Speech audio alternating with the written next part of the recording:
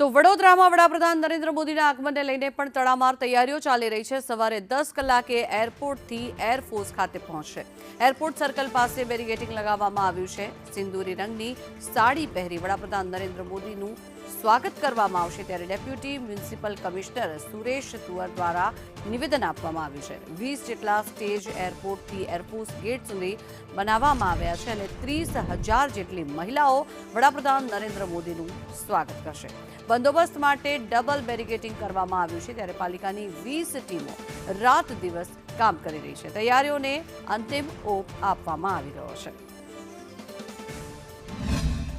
અમે ધન્યતા અનુભવી રહ્યા છીએ કે સમગ્ર ગુજરાતની અંદર એકમાત્ર વડોદરા શહેરને આવકારવાનો એક તક મળી છે। આ મૌલ્ય તક અમારા નગરની જે બહેનો છે ચૂકવાની નથી અને ખરેખર સાહેબે જે ઓપરેશન સિંદૂર નામ આપ્યું એ અમારા સમગ્ર ભારત દેશની બહેનો માટે ગૌરવવંતી વાત છે અને વડોદરાની બહેનો અને અમારી ખાસ કરીને શિક્ષિકા બહેનો પણ સાહેબને આવકારવા માટે થનગની રહ્યા છીએ।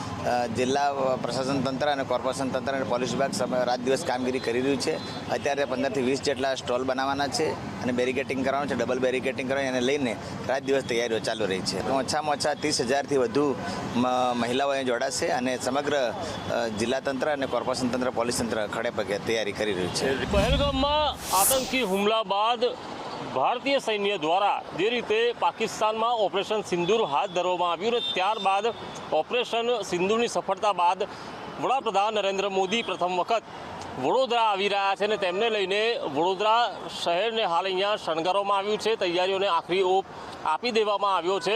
પ્રધાનમંત્રી નરેન્દ્ર મોદી જ્યારે સવારે 10 વાગ્યે વડોદરા ખાતે અહીંયા આવશે ત્યારે તેમના સ્વાગત માટેની પણ તમામ તૈયારીઓ અહીંયા કરવામાં આવી રહી છે। એરપોર્ટ સર્કલ પાસેથી જે એરફોર્સ તરફ જવાય છે, જે મિલન પાર્ટી પ્લોટ છે ત્યાં તરફ જવાનો જે રસ્તો છે ત્યાં પણ હાલ અહીંયા રંગરોગાન કરી દેવામાં આવ્યું છે।